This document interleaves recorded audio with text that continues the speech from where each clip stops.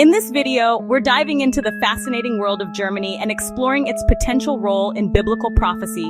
From its rich history to its modern-day significance, there's so much to uncover. Germany, also known as Deutschland by Germans themselves, is the world's fourth largest economy, best known for its automotive industry, producing cars such as Mercedes-Benz, BMW, Audi, and many more. The country is also rich in classical music and poetry and has birthed some of the best composers of all time. Does Beethoven and Bach ring a bell? And you may not have known this, but the first copies of the Bible were printed in Latin in Mainz, Germany in 1450. But do you know that the country we know today as Germany has an interesting history which may be tied to the Bible and biblical prophecy? Though certain world powers such as Russia, China, and the United States are often spoken about in Bible prophecy, Germany, on the other hand, is nowhere to be seen. But scholars believe that is not entirely the case. Early historical writings, especially around the time of the Roman Empire, have linked the Germani peoples to the ancient kingdom of Assyria, which is often spoken about in Bible prophecy. As one of the major players in the world's economy, it is necessary to know what role Germany plays in Bible prophecy, if any at all. Before diving into the video, let's get a brief history of the country we know today as Germany. The word Germani was coined by the Roman Emperor Julius Caesar to identify a group or tribe of people that settled east of the Rhine River. The Rhine River is said to flow through 6 countries, starting with Switzerland, flowing through Germany and Austria, all the way down to the Netherlands. It connects the central part of Europe to the western part of Europe, which was essential in ancient times in terms of trade. The exact origins of the Germani people are not quite clear, but it is believed that they started migrating into areas in and around the Roman Empire somewhere around 500 BCE. But even this date is also debatable. Their appearance was anything but peaceful, and the Romans found it difficult to keep them in check as their population grew. So much so that the Germanic tribes proved to be a threat to the sovereignty of the Roman Empire. So who were these Germanic tribes, better known throughout history as the barbarians? These tribes were the Franks, Visigoths, Ostrogoths, Vandals, Huns, Suebi, Burgundians, Alemanni, and the Anglo-Saxons. Many of these tribes are said to be ethnically extinct except for the Franks, Anglo-Saxons, and ethnic Hungarians. However, it is more plausible that these groups may have integrated themselves into other neighboring tribes. Taking advantage of the collapse of the Western Roman Empire, these tribes were now able to stake their claim to territories which were previously settled by the Romans. But their empire came to an end when the Frankish leader Charlemagne was crowned emperor in 800 CE by Pope Leo III. He united many of the Germanic tribes who settled in the western and central parts of Europe, except for the Anglo-Saxons who maintained their independence until united by the Anglo-Saxon king Alfred the Great in 886.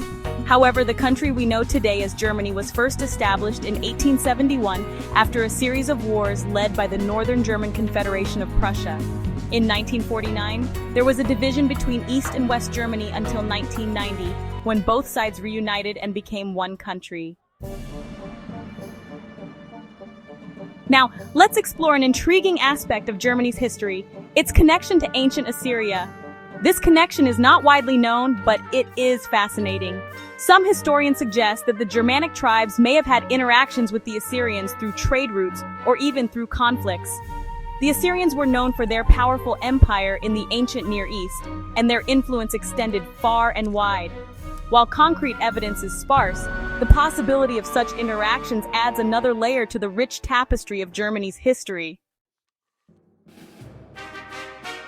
So let's dive into the scriptures to find out if Germany truly has any connection to the ancient kingdom of Assyria. Is modern-day Germany Assyria? Previously a collection of independent states under Babylonian rule in the second millennium BCE, Assyria rose out of the ashes and became the most powerful kingdom of ancient Mesopotamia around 14 BCE, rivaling any other kingdoms of its time. Located in what is now modern-day Iraq and Turkey, the Assyrian Empire under the leadership of powerful kings such as Tiglath-Pileser III and Sennacherib expanded its territory all the way from the Persian Gulf to Egypt in northeast Africa. The Assyrians were known to be ruthless fighters, but they were also known for being magnificent builders. The Assyrian capital, Nineveh, found in the book of Jonah, was almost destroyed by God, Yahuah, for their sins. In the scriptures, the Assyrians were notorious for fighting the Israelites and neighboring tribes. After maintaining its sovereignty for a number of centuries, the empire finally fell apart in 612 BCE when the Babylonians joined forces together with the Medes and captured the capital city of Nineveh. After the empire went into decline, most historians believe that the remnants of the Assyrian Empire made their way into parts of Europe from the Middle East and settled in countries such as Georgia, Ukraine, and other parts of Europe. According to Genesis 10, the ancestor of the Assyrians was Nimrod, who descended from the lineage of Ham, Noah's son. Many believe because God used the Assyrian Empire as a tool to destroy the Israelites during their rebellion, that they would be redeemed again in the last days to fight a war against Israel again, depending on who you believe Israel to be. Isaiah 19, 23-25. In that day, there will be a highway from Egypt to Assyria, and the Assyrian will come into Egypt, and the Egyptian into Assyria, and the Egyptians will serve with the Assyrians. In that day, Israel will be one of three with Egypt and Assyria, a blessing in the midst of the land, whom the Lord of hosts shall bless, saying, Blessed is Egypt my people, and Assyria the work of my hands, and Israel my inheritance. Okay, what is Isaiah speaking about here? Will Assyria be revived again? Germany's potential role in end-time prophecies has long been a topic of intense debate and speculation. Some scholars and theologians suggest that Germany may play a pivotal role in the unfolding of biblical prophecies, especially those described in the books of Daniel and Revelation. Could Germany, with its powerful history and strategic position in Europe, be a key player in the events leading up to the end times? Well, that's something we need to explore further. Because of Germany's role in World War I and World War II, the country has been seen as a formidable force which can strike at any time, though dormant currently. Or is that the case? Is Germany really asleep while the rest of the world is moving on the center stage? As a matter of fact, there are those who believe that Germany could well be the beast of Revelation 13 and 17. Though there are no specific clues in Revelation 17 describing Germany as the beast, we must not forget that a beast in the Bible is a system of governance, which can be a nation or nations that will rise up in the last days. This nation will cause war and havoc on the economy. It is believed that Germany fits that status, being the leading nation of the European Union. With so much power and influence, it is worth taking a second look. The most interesting analysis so far linking Germany to last days prophecy is the end-time alliances that will be formed. I'm referring to Gog and Magog, which is spoken about in Ezekiel 38 and is believed to be linked to Europe and Eurasia. Furthermore, there are a few speculative maps that have linked the tribe of Gomer to the Germanic tribes. If we go back to Genesis 10, we would see that the tribe of Gomer is a descendant of Noah's son, Japheth, who the Bible describes as seafaring people, not the tribe of Ham, who is the patriarch of Nimrod and ancient Babylon in Assyria. By far the strongest theory is the past role of Nazi Germany. Hitler and the Nazi regime are often seen as a foreshadow or type of the Antichrist system, global ambition, persecution of Jews, occult interests, and centralized control. Do you know that Germany is deep into the occult? But that is another video all in itself. Germany's role in Bible prophecy can be interpreted through symbolic or genealogical lenses. Some see Germany as a modern-day Assyria, a nation strong militarily and historically opposed to Israel. Others view Germany as part of the beast system, a powerful force within a European alliance that rises in the last days. And, well, some think of Nazi Germany as a foreshadowing, a precursor to what the Antichrist system might look like. Germany as modern Assyria? Biblically, Assyria was a dominant empire that invaded and scattered the northern kingdom of Israel, as recorded in 2 Kings chapter 17. Assyria was seen as God's instrument of judgment, but later judged harshly for its pride and cruelty, as described in Isaiah chapter 10 and the book of Nahum. Now, why do some link Assyria with Germany? There's the historical migration theory. Some historians believe that after the fall of the Assyrian Empire, its people migrated northwest into Europe. According to this theory, descendants of Assyria settled in Central Europe, particularly in modern-day Germany and Austria.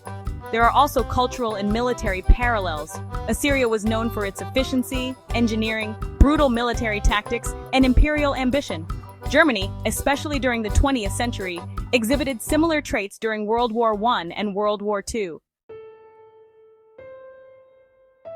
Moving on, let's talk about Germany and the beast system, as described in the books of Revelation, chapters 13 and 17. The prophetic framework here is quite vivid. Revelation describes a beast with 7 heads and 10 horns, often interpreted as a revived empire system, much like Rome. A woman, referred to as Mystery Babylon, rides the beast, symbolizing religious and political influence. This system is usually seen as being centered in Europe, involving a coalition of nations. Germany's role in this interpretation is significant. Many futurist interpreters believe that the end-time beast is a revival of the Roman Empire. The European Union is often seen as a prototype of this system, and Germany is arguably the most powerful nation in the EU. It boasts the strongest economy, significant political leadership with influence over Brussels, and a push for European unity and identity.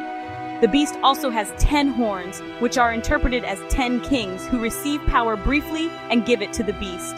These are often viewed as 10 European leaders or nations, and Germany is expected to be a leading voice among them.